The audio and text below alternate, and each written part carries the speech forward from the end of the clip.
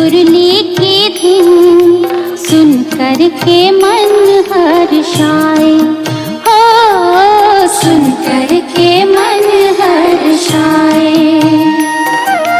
बाबा तेरी मीठी मुरली की धुन सुन कर के मन हर्षाए, हो सुन कर के मन हर्षाए।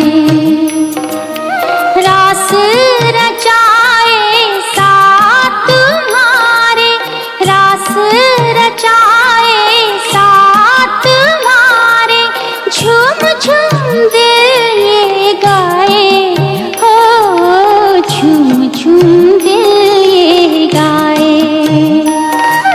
बाबा तेरी मीठी मुरली की धुन सुन कर के मन हर्षाए, हो सुन कर के मन हर्षाए।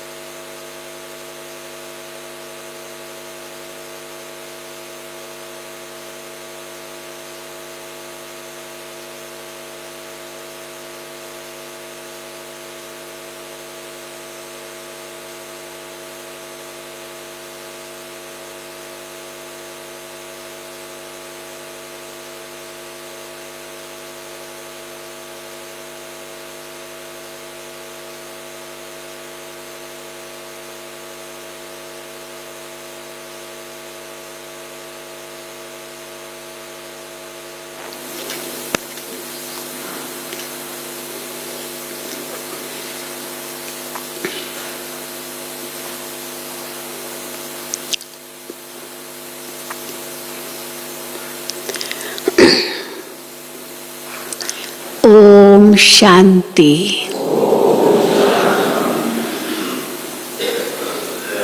बाबा की मुरली की महिमा गीत में सुनी। बाबा तेरी मुरली की धुन सुन मन हर्षाए। केवल हर्षाए ही या और भी कुछ? हर्षाए तो जरूर, लेकिन साथ साथ इतना नशा भी चढ़ाए। तो बाबा की मुरली से कितना नशा चढ़ता है, हाँ ये अनुभव होता है ना। क्योंकि बाकी सब नशों में तो नुकसान है, दुनिया में मनुष्यों को कितने प्रकार के नशे हैं। धन का कितना नशा होता है, फिर पोजीशन का कितना नशा होता है, अपनी सुंदरता का कितना नशा होता है, प्रॉपर्टी, जमीन जायदाद, न जाने कितना नशा रखते हैं। और बाबा कहते हैं सब नशों में है नुकसान, सिवाय एक नशे के। वो कौन सा नशा है? बाबा की मुरली का नशा, ईश्वरीय नशा, नारायणी नशा। तो आज बाबा ने वही नशा चढ़ाया है। और नशे मत रखो, क्योंकि वो नशे तो विनाशी तो है ही है, लेकिन नुकसान कारक भी है। क्योंकि आज कोई भी चीज़ का नशा होगा और कल वो चीज़ गई तो नशा भी गया। इसलिए वो नशे कभी न रखो, चाहे कितना भी कोई धनवान हो, कितनी भी प्रॉपर्टी हो, पर नशा न हो, पोजीशन कितना भी हो। तो बाबा जो हमें देते हैं उसका भले नशा रखो, वो कायम रहेगा, वो साथ चलेगा। तो आज तो बाबा ने खास कहा है, धनवान को बहुत नशा होता है, इसलिए ये ज्ञान वो सुनेंगे भी नहीं, क्योंकि वो सब नशे है ना, तो ये नशा कैसे चढ़ेगा। तो मेरे गरीब बच्चे ही ये ज्ञान समझेंगे, नशा चढ़ाएंगे। मेरे गरीब बच्चों को ही मैं जीवन मुक्ति का वर्षा देता हूँ। वो तो चलो लौकिक बाप से वर्षा लेंगे, उसका नशा रखेंगे, पर वो नशा कोई जीवन मुक्ति का नशा थोड़ी होगा। या तो बाबा वो नशा चढ़ाते हैं जिससे हमको जीवन मुक्ति मिलती है। तो आज बाबा ने विशेष रूप से कैसे नशा चढ़ाओ वो बाबा ने बताया। और ज्ञान का भी बहुत बड़ा नशा है। जितना जितना ज्ञान सिमरन करते जाएंगे तो नशा चढ़ता जाएगा, स्मृति आती जाएगी, हम क्या थे, क्या बन रहे हैं, तो नशा चढ़ता जाएगा। आज 2/8/2022 है। मीठे बच्चे, पढ़ाई का सिमरन करते रहो तो क्या होगा? तो कभी भी किसी बात में मूंझेंगे नहीं। ये कैसे, पर ज्ञान का सिमरन करते रहेंगे तो नई नई पॉइंट्स मिलती जाएंगी, अपने आप ज्ञान स्पष्ट होता जाएगा। पढ़ाई का सिमरन करते रहो तो कभी भी किसी बात में मूंझेंगे नहीं। सदा नशा रहे कि हमें पढ़ाने वाला स्वयं निराकार भगवान है। तो पहला नशा रखो, पढ़ाने वाला कौन है हमको, फिर पढ़ाई का नशा। और भी बहुत नशे बाबा ने बताए। प्रश्न है, इन ज्ञान रत्नों का अविनाशी नशा, ये अविनाशी नशा है, इन ज्ञान रत्नों का अविनाशी नशा किन बच्चों को रह सकता है? उत्तर है, जो गरीब बच्चे हैं। धनवान को अपनी और चीजों का बहुत नशा है, तो ये नशा नहीं रख सकता है। जो गरीब बच्चे हैं, गरीब बच्चे ही बाप द्वारा पद्मा पदम पति बनते हैं।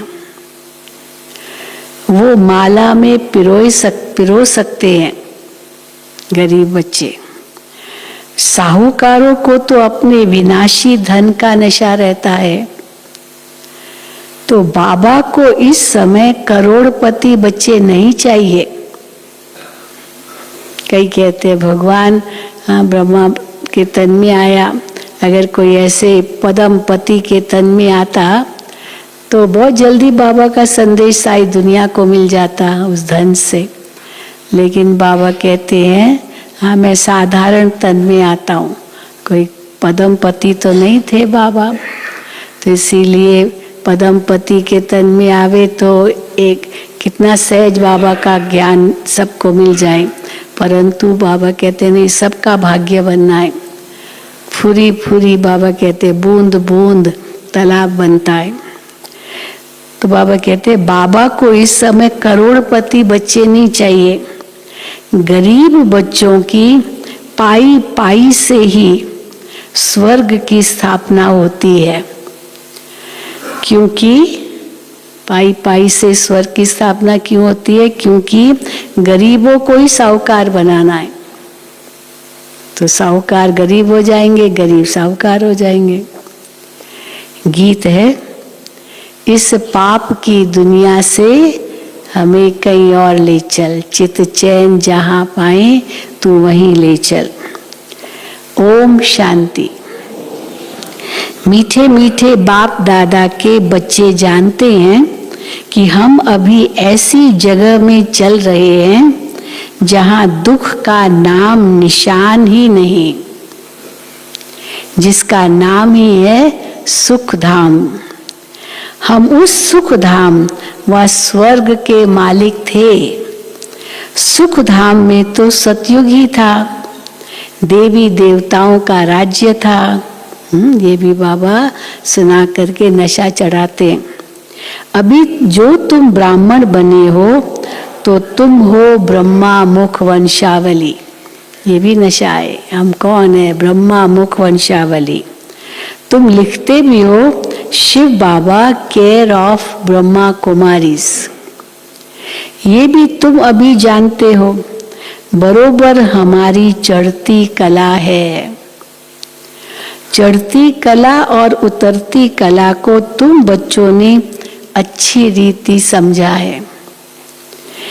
तुम ये भी समझते हो कि भारत जब चढ़ती कला में था, सतयुग में इतनी हमारी चढ़ती कला थी, तब उन्हों को देवी देवता कहते थे। अभी उतरती कला में हैं, इसलिए उन्हें देवी देवता कह नहीं सकते। अभी अपने को मनुष्य समझते हैं। उनको कौन है? तुम देवता हो? नहीं नहीं नहीं, मैं तो देवता का हूँ, मैं तो बस मनुष्य हूँ। तो अभी अपने को मनुष्य समझते हैं। मंदिरों में जाकर देवी देवताओं के आगे माथा टेकते हैं, समझते हैं ये हो करके गए हैं। इतना तो समझते ये हो करके गए हैं, लेकिन कब हो करके गए हैं ये नहीं जानते। तुम किसको भी समझा सकते हो कब हो करके गए हैं देवताएं? ये क्या समझा सकते हो कि क्राइस्ट से 3000 वर्ष पहले भारत स्वर्ग था और इन देवी देवताओं का ही राज्य था। तुम बच्चे समझ गए हो चक्र को अब फिरना ही है, था फिर होना है देवताओं का राज्य। पतित दुनिया को पावन बनना ही है। अभी तुम बच्चों की बुद्धि में है कि हम बाप द्वारा मनुष्य से देवता बन रहे हैं। बाप पढ़ाते हैं ये नशा चढ़ना चाहिए। चढ़ता है ना नशा? हमको कौन पढ़ा रहे हैं? एक हमारे पास आए थे शिविर में, वो हर एक को ये बड़ा नशा दिखाते थे। PhD थे, बहुत पढ़े लिखे थे। तो बताते थे मेरा जो प्रोफेसर था वो सर्वपल्ली राधा कृष्णन था, जो भारत का राष्ट्रपति बना प्रोफेसर था वो, और PhD वालों को पढ़ाता था। मतलब तो ना नशा, सबको ये सुनाता था मेरा प्रोफेसर कौन था। तो हमारा प्रोफेसर कौन है? स्वयं भगवान। तो बाबा कहते हैं बाप पढ़ाते हैं ये नशा चढ़ना चाहिए ना। गाया भी हुआ है भगवानोवाच, मैं तुमको राजयोग सिखलाता हूँ। सिर्फ ये भूल कर दी है कि जो बाप के बदले बच्चे का नाम डाल दिया है।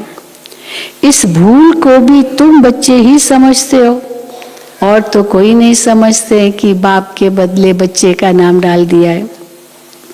अभी तुम बच्चों की बुद्धि में आया है कि हम फिर से अपने शांति धाम से सुख धाम जाने के लिए पावन बन रहे हैं। गाते भी हैं पतित पावन आओ। पतित पावन तो गॉड फादर ही ठहरा, और तो कोई पतित पावन नहीं होगा, परमात्मा ही होगा। कृष्ण को तो कह नहीं सकते पतित पावन। ये बुद्धि में सिमरण करते रहना चाहिए। स्कूल में बच्चों की बुद्धि में पढ़ाई का सिमरण चलता है ना। तुम भी अगर ये सिमरण करते रहेंगे ज्ञान का, तो कभी भी मूंझेंगे नहीं, क्योंकि जितना मनन करेंगे, मंथन करेंगे, चिंतन करेंगे, तो नई नई बातें निकलेगी। हाँ, मक्खन निकलेगा तो और ही ज्ञान स्पष्ट होता जाएगा, तो कभी मूंझेंगे नहीं। जानते हो, अब हमारी चढ़ती कला है। सेकंड में जीवन मुक्ति भी गाई हुई है। बच्चा पैदा हुआ और वर्षे का हकदार बना। लौकिक में बच्चा पैदा हुआ, अब बाप करोड़पति है, तो बच्चा पैदा होते ही क्या करेगा? पिता उनके लिए बैंक अकाउंट खोल देगा और 1 लाख रुपया तो डाल ही देगा बच्चे के नाम पर। अब जन्म लिया, लखपति बन गया, करोड़पति भी बन जाएगा बड़ा होगा तो बाबा कहते हैं बच्चा पैदा हुआ और वर्षे का हकदार बना, परंतु वो कोई जीवन मुक्ति का वर्षा नहीं है। जीवन मुक्ति का वर्षा वो नहीं है। यहाँ तुमको जीवन मुक्ति का राज्य भाग्य मिलता है। बाप से मिलना भी जरूर है। ये जीवन मुक्ति का वर्षा बाप से मिलना भी जरूर है। तो ये भी जानते हो, बेहद के बाप से भारत को बेहद का वर्षा मिला था, अब फिर मिलना है। अब तुम श्रीमत पर चलकर वर्षा पा रहे हो। मिलना तो है जरूर, लेकिन श्रीमत पर भी तो चलना पड़ेगा ना, तब तो वर्षा मिलेगा। अब तुम श्रीमत पर चलकर वर्षा पा रहे हो। भक्ति मार्ग में किसी न किसी को याद ही करते रहते हैं। जो उनका इष्ट होगा उनको तो याद करते हैं, लेकिन कितने देवी देवताओं को याद करते रहते हैं। चित्र भी सबके मौजूद हैं, पूजे जाते हैं। ये भी राज बाप ने समझाया है कि क्यों पूजे जाते हैं, कौन थे वो, कैसे हम ही थे, फिर हम ही बनते। बाबा कहते ये राज बाप ने समझाया है। अब इन बातों में कोटों में कोई तो अच्छी रीति समझेंगे और निश्चय करेंगे, बरोबर हम थे इतने ऊंचे देवता, फिर बन रहे हैं, ये निश्चय करेंगे। फिर कोई, बाबा कहते कोई तो निश्चय करेंगे और उस अनुसार पुरुषार्थ करेंगे। फिर कोई संशय भी उठाएंगे, हम कैसे देवता थे, हम कैसे बनेंगे, हाँ हम थोड़ी थे, वो तो कोई और थे। तो इसलिए संशय भी उठाएंगे। कोई को संशय न आए, इसलिए क्या करना चाहिए? जब उनको ज्ञान सुनाते हो और ये बातें सब सुनाएंगे तो संशय उठ सकता, हम कैसे देवता थे। तो बाबा कहते कोई को संशय न आए, इसलिए पहले पहले संबंध की बात समझानी है। पहले तो परमात्मा की पहचान देनी, उनसे हमारा क्या संबंध है। जब वो पूरा समझ जाए तब कहो कि उस पिता से हमें मिलता क्या है, फिर समझा सकते कि हाँ हम देवता थे। इसलिए पहले पहले तो संबंध की बात समझानी है। गीता में भी है ना, अर्जुन को भगवान ने बैठ समझाया, गीता का ज्ञान दिया, समझाया ना, ज्ञान समझाया। अब घोड़े गाड़ी में बैठ राजयोग सिखावे, ये तो हो नहीं सकता। ऐसे थोड़ी बैठ राजयोग सिखाएंगे। घोड़े गाड़ी पर बैठकर, वो भी युद्ध के मैदान में, जहाँ चारों ओर न जाने हाँ सारे वो घोड़े हैं, हाथी है, वो इतना आवाज कर रहे हैं, शंख ध्वनि हो रही है। पहला चैप्टर तो गीता का वही है ना, क्या है, क्या क्या हो रहा है, सारा इतनी आवाज, और तो उसके बीच में बैठ के भगवान ज्ञान क्या सुनाएगा। तो बाबा कहते हैं ये तो अब घोड़े गाड़ी में बैठ राजयोग सिखावे, ये तो हो नहीं सकता। ऐसे थोड़ी बैठ राजयोग सिखाएंगे। अब ये तो झूठ हो गया कि ऐसे घोड़े गाड़ी पर बैठ करके राजयोग सिखाया। हाँ, क्योंकि अब जानते हैं कौन सा रथ है, किस रथ में भगवान आते हैं और ज्ञान देते हैं। दिखाते हैं विष्णु की नाभि से ब्रह्मा निकला और फिर ब्रह्मा के हाथ में शास्त्र दे दिए हैं। बाबा ने इसका भी राज समझाया है। तो विष्णु की नाभि से ब्रह्मा निकला और फिर ब्रह्मा के हाथ में शास्त्र दे दिए। अब सूक्ष्म वतन में तो हो न सके, सूक्ष्म वतन में ब्रह्मा को ब्रह्मा से यानी ब्रह्मा सभी शास्त्रों का सार समझा, ये सूक्ष्म वतन की तो बात ही नहीं है। ये तो यहाँ सुनाएगा ना, शास्त्रों का भी सार इस सृष्टि पर सुनाएगा। तो सूक्ष्म वतन में तो हो न सके, तो यहाँ ही सार समझाएंगे ना। तो ऐसे ऐसे चित्रों पर भी तुम समझा सकते हो कि विष्णु की नाभि से ब्रह्मा निकला, ब्रह्मा के हाथ में वेद शास्त्र है, इसका अर्थ क्या है। बाबा कहते ऐसे चित्रों पर भी समझा सकते हो। हाँ, बाबा ने एक बार कहा था ना कि ये इसी चित्र के आधार पर कैसे क्या चित्र बना दिया है। हाँ, गांधी जी लेटे हुए हैं, गांधी जी की नाभि से फिर नेहरू निकला, फिर नेहरू से इंदिरा गांधी निकली, पता नहीं कितना ऐसे दिखा दिया। तो बाबा कहते हैं ऐसे थोड़ी होता है। तो ऐसे ऐसे चित्रों पर तुम समझा सकते हो। प्रदर्शनी में भी ये चित्र काम में आएंगे जरूर। सूक्ष्म वतन की तो बात ही नहीं है, वहाँ ऐसे नाभि से निकले क्षीर सागर कोई सूक्ष्म वतन में हो और वहाँ विष्णु की नाभि से ब्रह्मा निकले और शास्त्रों का सार सुनाए। तो सूक्ष्म वतन की तो बात ही नहीं है। ब्रह्मा मुख द्वारा फिर किसको समझावे, वहां तो है ही ब्रह्मा विष्णु शंकर, केवल 3 को दिखाया है, तो वही सूक्ष्म वतन वासी है। वहां कोई मनुष्य थोड़ी है जिनको बैठ के शास्त्रों का ज्ञान देंगे या सार सुनाएंगे। तो शास्त्रों का सार किसको समझावे। तुम जानते हो ये सब भक्ति मार्ग के कर्म कांड है। ये जो भी चित्र बनाए हैं भक्ति मार्ग के, ये सब भक्ति मार्ग के कर्म कांड है। सतयुग त्रेता में ये भक्ति मार्ग हो नहीं सकता। वहां तो है ही देवताओं की राजधानी, भक्ति कहाँ से आ सकती है। देवताओं की राजधानी है, राजा ही है, भक्ति कहाँ से आ सकती है। ये भक्ति तो बाद में होती है। तुम बच्चे जानते हो निश्चय बुद्धि ही विजयी होते हैं। जो बाबा सुनाते हैं निश्चय करते हैं वही विजयी होते हैं। बाप में निश्चय रखेंगे तो जरूर बादशाही मिलेगी।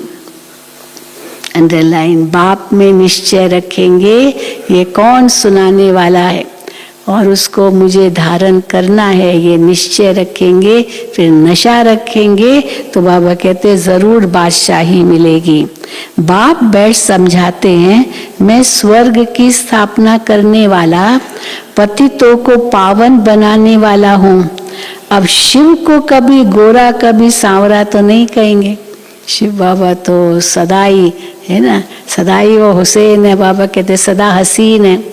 तो इसीलिए शिव को कभी गोरा कभी सांवरा कभी क्या कैसा पत्थर लेंगे, कोई काला कभी सफेद। तो बाबा कहते गोरा सांवरा नहीं कहेंगे।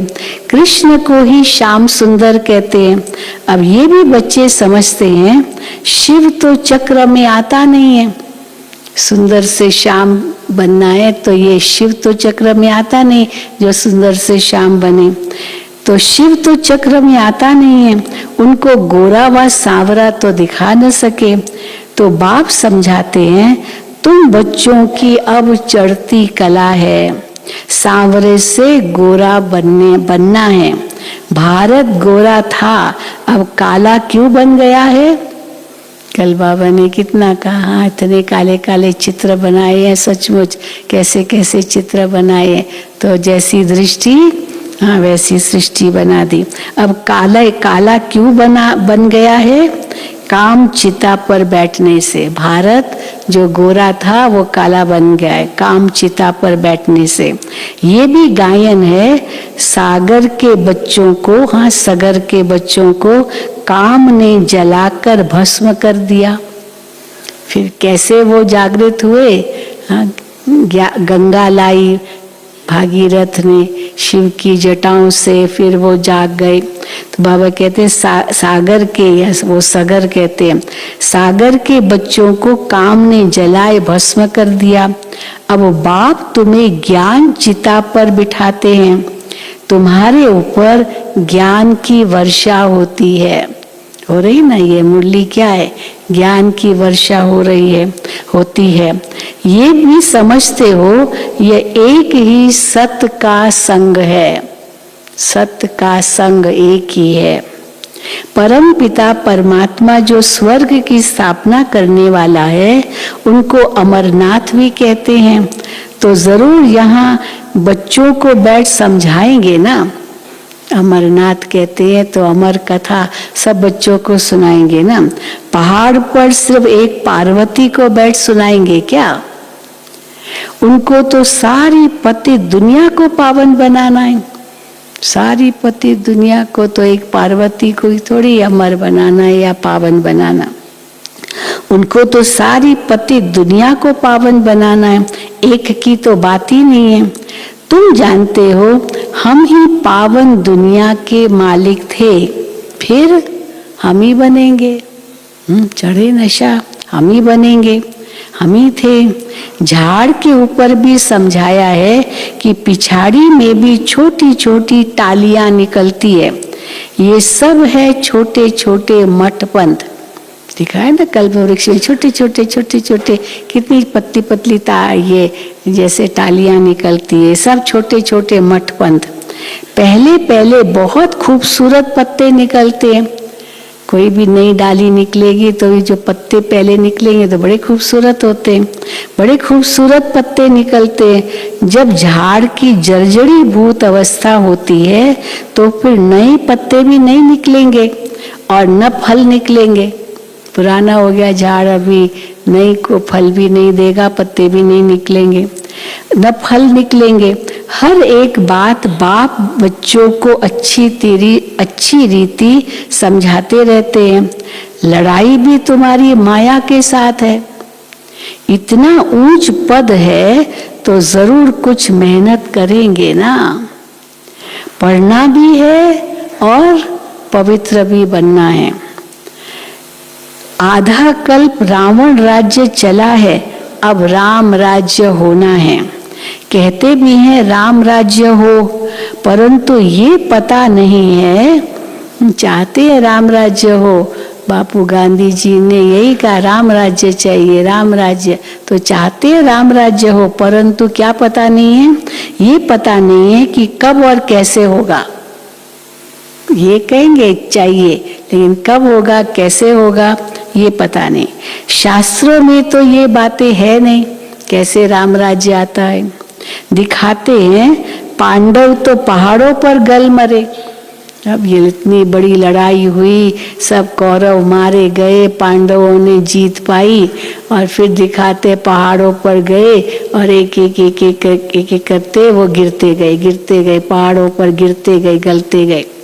पहले तो द्रौपदी गिरी, हाँ भाई ये क्यों गिरी, ये क्यों हुआ, तो कहते उसने वो दुर्योधन के सामने हंसा ना, वो पानी में गिरा तो वो हंस पड़ी कि ये तो पानी है, ये शीशा नहीं है। तो ये भी जैसे पाप किया, किसी पर जबरदस्ती हंसना, तो वो गिर पड़ी। फिर उसके बाद एक एक करके गिरे, उसका कारण बताते क्या क्या पाप किया, क्या उस पाप से वो गिरे और धीरे धीरे ऐसे पहाड़ों पर गल गए। अब तो बाबा कहते हैं दिखाते पांडव पहाड़ों पर गल मरे। अच्छा फिर क्या हुआ, इतनी बड़ी लड़ाई लगी, इतना भगवान ने ज्ञान दिया गीता का, और बस पहाड़ों पर गल के खत्म हो गए। फिर दिखाते अंत में केवल एक युधिष्ठिर बचा। हाँ युधिष्ठिर वो युद्ध में स्थिर कथा दिखाते, और युधिष्ठिर बचा, उसने भी एक भूल की थी, वो दिखाते ना वो हाथी, हाँ कौन अश्वत्थामा, तो भाई कौन सा है वो, हाथी है या वो द्रोणाचार्य का बेटा है। तो वो थोड़े वो हल्के शब्दों में कहा तो द्रोणाचार्य ने सुना नहीं, लेकिन उसने भूल तो की ना, तो भी उसको स्वर्ग मिला। और कुत्ते के साथ तो कहा कुत्ता साथ में नहीं जाएगा, तो देखो तो फिर कहते वही कुत्ता कौन था? धर्मराज उनके साथ था, तो इसलिए उसको स्वर्ग में एंट्री मिली। तो क्या क्या कहानियां बैठ बनाई है। तो बाबा कहते हैं अच्छा पांडव पहाड़ों पर गल मरे, अच्छा फिर क्या हुआ? प्रलय तो होती नहीं है, अब सब गल गए, सब खत्म हो गया, फिर तो प्रलय हो गई, तो गीता से फायदा क्या हुआ? प्रलय तो होती नहीं। एक तरफ दिखाते हैं बाप राजयोग सिखलाते हैं, कहते हैं तुम भविष्य में राजाओं का राजा बनेंगे। ये कहा है भगवान ने अर्जुन को, तुम इस राजयोग से राजाओं का राजा बनोगे। एक तरफ दिखाते बाप राजयोग सिखलाते हैं, कहते तुम भविष्य में राजाओं का राजा बनेंगे, और फिर दिखलाते हैं पांडव सब खत्म हो गए, तब राजाओं का राजा कहाँ बने? ये कैसे हो सकता है? हाँ, उसमें है ना गीता में अर्जुन कहता है मैं युद्ध नहीं करूंगा, तो भगवान कहते तुम इस युद्ध में तुम तो विजयी हो, तो वो कहता है मुझे तो युद्ध करनी ही नहीं है। तो कहा तुम विजयी हो और तुम इससे स्वर्ग का राजा बनोगे। तो कहता है वो स्वर्ग का राजा ही नहीं चाहिए। तो कहा अच्छा स्वर्ग में राजा नहीं भी बनना है तो स्वर्ग में आओगे, तुम युद्ध करोगे तो भी स्वर्ग में आओगे। तो देखो हाँ, बाबा कहते हैं उनको लक्ष्य तो बहुत दिया, लेकिन उसने समझा नहीं जब तक उसका मोह नष्ट नहीं हुआ। तो इसलिए बाबा कहते हैं अब ये कैसे हो सकता है कि पांडव सब खत्म हो गए? नई दुनिया की स्थापना कैसे होगी? श्री कृष्ण कहाँ से आए? अगर प्रलय हो गई तो नई दुनिया की स्थापना कैसे होगी? श्री कृष्ण कहाँ से आए? जरूर ब्राह्मण चाहिए उसके लिए, तभी तो ब्राह्मण देवता बनेंगे। अब तुम जानते हो हम नई दुनिया में जाने का पुरुषार्थ कर रहे हैं। यहाँ ज्ञान सागर के पास तुम रिफ्रेश होने आते हो, मधुबन में ज्ञान सागर के पास रिफ्रेश होने आते हो। वहां तो ज्ञान गंगाओं द्वारा सुनते हो सेंटरों पर। अमरनाथ पर एक तालाब दिखाते हैं जो मानसरोवर कहते हैं ना, कैलाश पर्वत दिखाते हिमालय में, अमरनाथ भी तो हिमालय में, तो वहाँ मानसरोवर दिखाते हैं। कहते हैं उसमें स्नान करने से परी ज्यादा बन जाते हैं, परियां बन जाते हैं, पंख आ जाते हैं। वास्तव में ये है कौन सा है मानसरोवर? ये है ज्ञान मानसरोवर। ज्ञान सागर बाप बैठ ज्ञान स्नान कराते हैं, जिससे क्या होता है? जिससे तुम बहिष्ठ की परियां बन जाते हो, परिजादे और परियां बन जाते हो बहिष्ठ के इस ज्ञान स्नान करने से। परियां नाम सुनकर ऐसे पंख वाले मनुष्य बना दिए। अब पंख वाले थोड़ी होते, आप पश्चिमी दुनिया में जाइए, वहाँ अमेरिका में, यूरोप में हर बिल्डिंग पर एंजल्स दिखाए हैं पंख वाले। हाँ, और वो एंजल्स दिखाए हैं, एंजल्स जैसे, और बड़े बड़े होर्डिंग्स एंजल के, गार्डियन एंजल एक, उनके छोटे छोटे बच्चे दिखाते हैं साथ में, वो बच्चों की रक्षा करते, गार्डियन एंजल। तो एंजल्स बहुत दिखाए। वहाँ वेटिकन सिटी में भी पोप जहाँ रहते हैं वहाँ भी जो उनका चर्च है उसमें भी बहुत एंजल्स ही एंजल्स, सब पंखों वाले। तो देखो बाबा कहते हैं ज्ञान सागर बैठ ज्ञान स्नान कराते हैं, जिससे तुम बहिष्ठ की परियां बन जाते हो। तो परियां नाम सुन ऐसे पंख वाले मनुष्य बना दिए। वास्तव में पंख आदि की तो बात ही नहीं है। तो कौन से हमारे पंख? ज्ञान योग के पंख है, उमंग उत्साह के पंख है, जिनसे हम उड़ते हैं। आत्मा के उड़ने के पंख अब टूट गए हैं, तो इसलिए आत्मा उड़ नहीं सकती। वास्तव में पंख तो आत्मा के लिए, कोई शरीर को थोड़ी पंख लग जाएंगे, लेकिन वो पंख अब टूट गए हैं। शास्त्रों में तो क्या क्या बातें लिख दी है, ये भी बहुत शास्त्र पढ़ा हुआ है। बाबा भी कम शास्त्र नहीं पढ़े, सत्यता की खोज थी ना, सत्य क्या है, ईश्वर क्या है, हम कौन है, क्यों आदि, ये सब सत्यता की खोज थी। और वो खोज के कारण बहुत शास्त्र पढ़ डाले, फिर बहुत गुरु कर दिए। हर एक गुरु से पूछता रहता था। अब वो हमने पूछा था मनोहर दादी से, बाबा ने 12 गुरु क्यों किए? तो दादी ने बताया क्योंकि जब गुरु से बहुत प्रश्न करता था, ऐसे क्यों, धन से तो बहुत मदद करता था, तो गुरु उनको मान तो देते थे, लेकिन प्रश्न करता था। अब जब प्रश्न का जवाब वो ठीक नहीं दे सका तो दूसरा गुरु किया, फिर उनसे पूछा, नहीं ठीक दे सका इस प्रश्न का जवाब, फिर तीसरा गुरु किया, तो ऐसे 12 गुरु किया। फिर शिव बाबा सतगुरु मिल गया तो बस पूरा हुआ। तो बाबा कहते हैं, तो ये भी बहुत शास्त्र पढ़ा हुआ है, इनको भी बाप कहते हैं, शिव बाबा ब्रह्मा बाबा को भी कहते हैं, तुम अपने जन्मों को नहीं जानते हो। गीता में आता है, भगवान ने अर्जुन को कहा, तुम अपने जन्मों को नहीं जानते हो, मैं जानता हूँ, मैं ही आकर बताता हूँ। मैं तुम्हारे बहुत जन्मों के अंत के जन्म में प्रवेश करता हूँ। कृष्ण तो है ही सतयुग का पहला जन्म, स्वयंवर के बाद फिर लक्ष्मी नारायण बन जाते हैं। तो जो श्री नारायण था वो बहुत जन्मों के अंत में अब साधारण है, फिर जरूर उनके ही तन में आना पड़े। कई कहते हैं भगवान पतित दुनिया में कैसे आएंगे, ये तो कहेंगे भाई इनके तन में क्यों आएंगे, चलो मान गए, पर भगवान पतित दुनिया में कैसे आएगा, वो तो इतना पावन है, वो पतित दुनिया में कैसे आएगा। न समझने के कारण श्री कृष्ण का नाम डाल दिया। अब श्री कृष्ण तो और ही पतित दुनिया में नहीं आता है, भगवान तो फिर भी आता है। न समझने के कारण श्री कृष्ण का नाम डाल दिया है जो सबसे पावन है, परंतु श्री कृष्ण को सब भगवान तो मानेंगे नहीं। भगवान तो है निराकार, उनका नाम शिव मशहूर है। प्रजापिता ब्रह्मा तो यहाँ है, सूक्ष्म वतन में तो ब्रह्मा विष्णु शंकर है। तो ये भी अच्छी रीति समझाना चाहिए, धारणा बहुत अच्छी चाहिए। धारणा अच्छी होगी तब तो ठीक ढंग से दूसरे को समझाएंगे और उनको तीर भी लगेगा। तो बाबा कहते धारणा बहुत अच्छी चाहिए, आपस में एक दो को याद भी दिलाना चाहिए। क्या याद दिलाना चाहिए, बाबा को याद करते हो, हाँ शिव बाबा याद है, शिव बाबा याद है, स्वर्ग का वर्षा याद है। ऐसे बाबा ने ऐसे तख्तियां बनाई थी, पत्ते, हाँ जैसे पीपल के पत्ते बनाए थे, सब जगह लगाए थे। कल हमने देखा यहाँ पर लाइट का लगाया है, क्या लगाया, क्या लिखत है, शिव बाबा याद है, क्या है देखा आप लोगों ने, हाँ क्या था लिखत, शिव बाबा याद है, ऐसे वही लिखत है लाइट में। हाँ लाइट में होगा तो रात को जला होगा, हाँ जला, देखा किसने देखा, नहीं देखा, अच्छा अंधेरा उस समय, लेकिन यहाँ लगाया बाबा के कमरे के बाहर ऐसे लगाया है। तो ये भी अच्छा है, अच्छी आइडिया है। तो मैंने जब वो पढ़ा तो मैंने कहा शिव बाबा याद है कि साथ साथ स्वर्ग का वर्षा भी याद है, वहाँ वो भी लिखना चाहिए।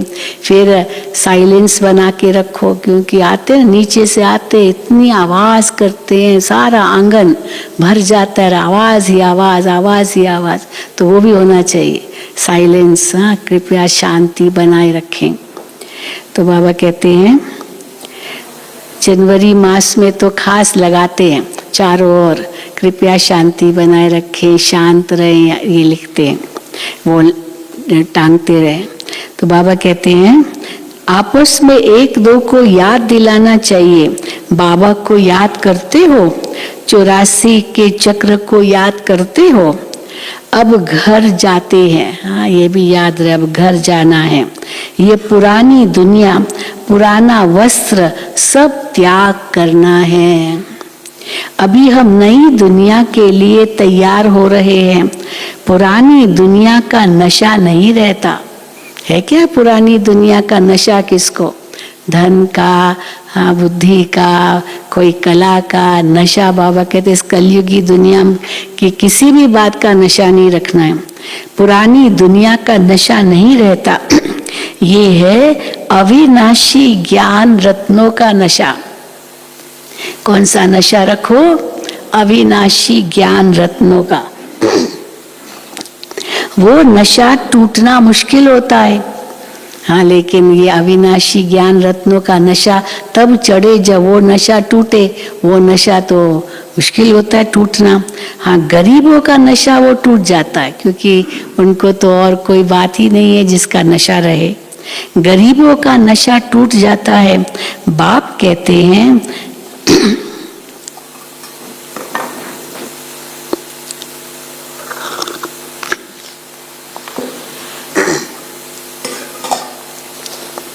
बाप कहते हैं मैं गरीब निवास हूँ, आते भी गरीब हैं। बाबा के पास कौन आते हैं?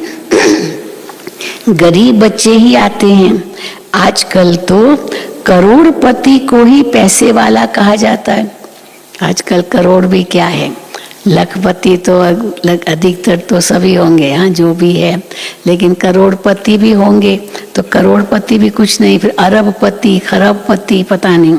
तो आजकल तो करोड़पति को ही पैसे वाला कहा जाता है, लखपति को पैसे वाला नहीं कहेंगे, वो तो ये ज्ञान उठा न सके।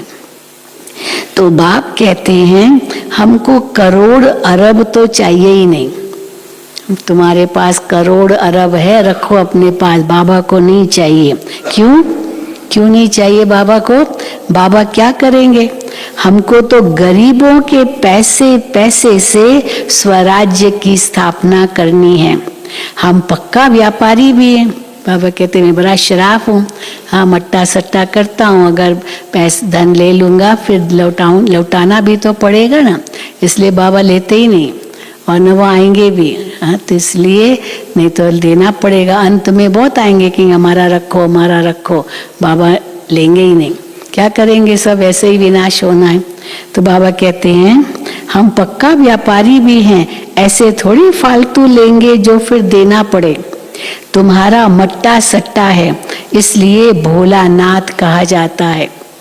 पाई पाई से बाबा कहते हैं आज तालाब बन जाता है। तुम यहाँ केवल 3 मुट्ठी, वो क्या दिखाए ना, सदामा ने 2 मुट्ठी दी और कहाँ मैल खड़ा हो गया, सब कुछ मिल गया उनको। तुम्हारा मट्टा सट्टा है, इसलिए भोलानाथ कहा जाता है। गरीब से गरीबी माला में पिरोए जाते हैं।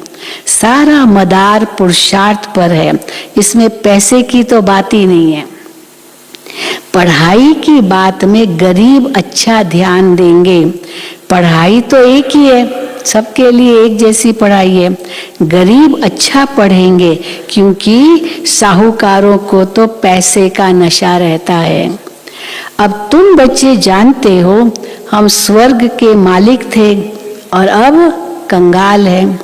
अब बाप आया है, 84 का चक्र तो जरूर लगाना है। हाँ, बाप आया है तो 84 का चक्र तो जरूर लगाना है। पुनर्जन्म भी सिद्ध करेंगे। तुम सिक्की लदे बच्चे ही 84 के चक्र में आते हो, ये भी तुम जानते हो, और कोई को पता नहीं है। तुम जानते हो चक्र पूरा होता है, अब घर वापस जाना है। तो क्या करना है? बाबा कहते पढ़ाई को दोहराना है। नशा चढ़े तब नशा चढ़े जब पढ़ाई को दोहराओ मन में। चित्र रखा होगा तो देखकर चक्र याद आएगा। गीत भी कोई कोई बहुत अच्छे हैं, सुनने से नशा चढ़ता है। तुम अब शिव बाबा के बने हो। वर्षा तुमको अब निराकार से मिल रहा है, साकार द्वारा। निराकार कैसे दे जब तक साकार में ना आए? तो कहते हैं मैं इनके बहुत जन्मों के अंत में प्रवेश करता हूँ। प्रजापिता भी यहाँ चाहिए ना। ब्रह्मा का नाम मशहूर है, ब्रह्मा मुख वंशावली। बच्चों को बाजोली भी समझाई है, हाँ, सिर से पैर, तो ये बाजोली भी समझाई है। हम अभी ब्राह्मण हैं, फिर देवता बनेंगे। चोटी देखने में आती है, चोटी होती ना, देखने में आती है। ऊपर में है शिव बाबा स्टार, कितना सूक्ष्म है। चोटी के ऊपर भी गांठ बांधते हैं, तो गांठ कौन सी हो गई? शिव बाबा। तो सदा उस गांठ की गांठ बंदी है तो याद आएगा मुझे शिव बाबा को याद करना है। बाबा कहते ऊपर में है शिव बाबा, स्टार कितना सूक्ष्म है, इतना बड़ा लिंग तो नहीं है, ये तो पूजा के लिए बनाया है लिंग। रुद्र यज्ञ रचते हैं तो एक बड़ा शिवलिंग और फिर छोटे छोटे शालिग्राम बनाते हैं। साहूकार लोग तो बहुत बनाते हैं, जितना धनवान होगा सेठ उतना वो यज्ञ बड़ा रचेगा, उतने वो शिवलिंग और शालिग्राम लाखों में बनाते हैं। ये सब भक्ति मार्ग में शुरू होता है द्वापुर से। पहले होती है 16 कलाएं, फिर 14 कलाएं, फिर कलाएं कम होते होते अभी कोई कला नहीं रही है। ये बाप बैठ समझाते हैं, बाबा को बीच बीच में कहना पड़ता है कौन तुमको समझा रहा है, ये बाप बैठ समझाते हैं। बाप और कोई तकलीफ नहीं देते हैं, बस नोट करते जाओ। हाँ, जो बाबा सुनाते हैं नोट करते जाओ। हाँ, अब और क्या नोट करो, पतियों के पति को कितना टाइम याद किया। शिव बाबा पतियों का पति है, उनको कितना टाइम याद किया। अब यह बिचारी सगाई चाहिए ना, किसके साथ सगाई हुई है, अब यह बिचारी सगाई केवल एक के साथ, बस अब यह बिचारी सगाई चाहिए ना। मित्र संबंधी आदि सब भूल जाए, एक से ही प्रीत रखनी है। इस विषय सागर से क्षीर सागर में जाना है।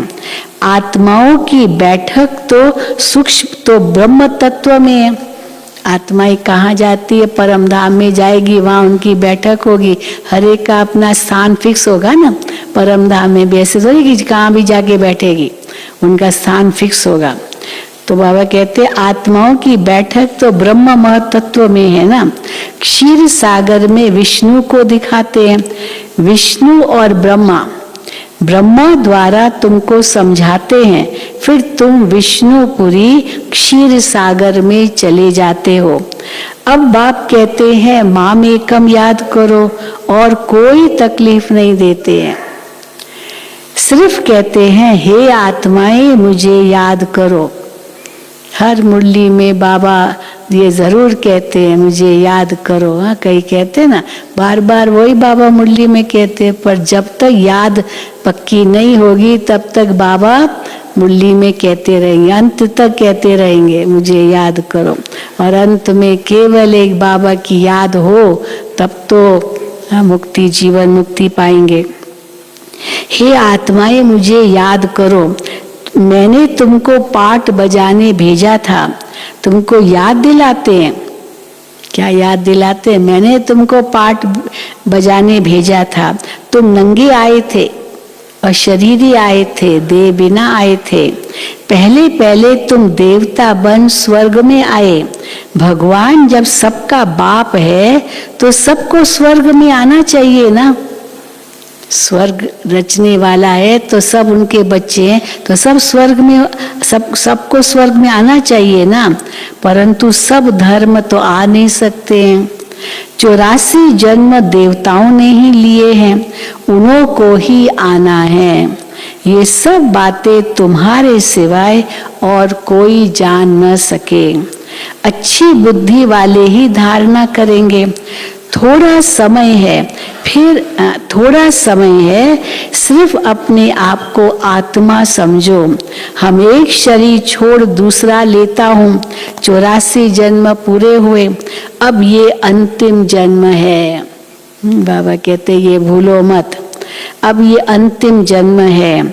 आत्मा सच्चा सोना बन जाएगी। सतयुग में सच्चा जेवर थे, अब सब झूठे हैं। अब फिर तुम ज्ञान चिता पर बैठे हो, गोरा बनते हो। श्वासों श्वास याद करेंगे तो वो अवस्था अंत में होगी।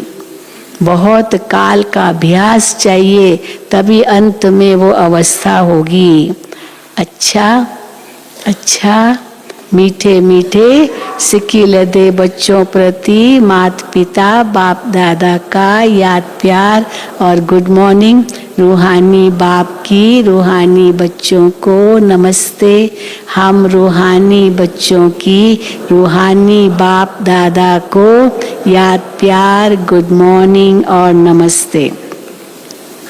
धारणा के लिए मुख्य सार। पहला, क्षीर सागर में जाने के लिए एक बाप से ही सच्ची प्रीत रखनी है। क्षीर सागर में जाने के लिए एक बाप से ही सच्ची प्रीत रखनी है। एक की ही अव्यभिचारी याद में रहना है। एक की ही अव्यभिचारी याद में रहना है और सबको एक बाप की याद दिलानी है। दूसरा, विनाशी धन का नशा नहीं रखना है। विनाशी धन का नशा नहीं रखना है, ज्ञान धन के नशे में स्थायी रहना है। ज्ञान धन के नशे में स्थायी रहना है। पढ़ाई से ऊंच पद पाना है। वरदान, बाप की मदद द्वारा उमंग, उत्साह और अथकपन का अनुभव करने वाले कर्म योगी भव। बाप की मदद द्वारा उमंग, उत्साह और अथकपन का अनुभव करने वाले कर्म योगी भव। कर्म योगी बच्चों को कर्म में बाप का साथ होने के कारण एक्स्ट्रा मदद मिलती है। कोई भी काम भल कितना भी मुश्किल हो, लेकिन बाप की मदद उमंग, उत्साह, हिम्मत और अथकपन की शक्ति देने वाली है। कोई भी बात मुश्किल हो, लेकिन बाप की मदद उमंग, उत्साह, हिम्मत और अथकपन की शक्ति देने वाली है। जिस कार्य में उमंग, उत्साह होता है वो सफल अवश्य होता है। बाप अपने हाथ से काम नहीं करते, लेकिन मदद देने का काम जरूर करते हैं।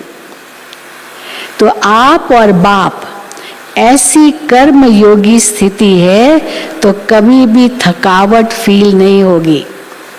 कभी नहीं ये समझो मैं तो अकेली हूँ, मैं तो अकेला हूँ। हाँ, 1000 भुजाओं वाला बाप मेरे साथ है तो कभी थकावट नहीं महसूस होगी। ऐसी कर्म योगी स्थिति है तो कभी भी थकावट फील नहीं होगी।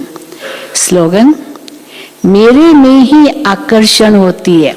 ये मेरा है, मेरा है, मेरा है। हाँ, तो मेरे में ही आकर्षण होती है, इसलिए मेरे को तेरे में परिवर्तन करो।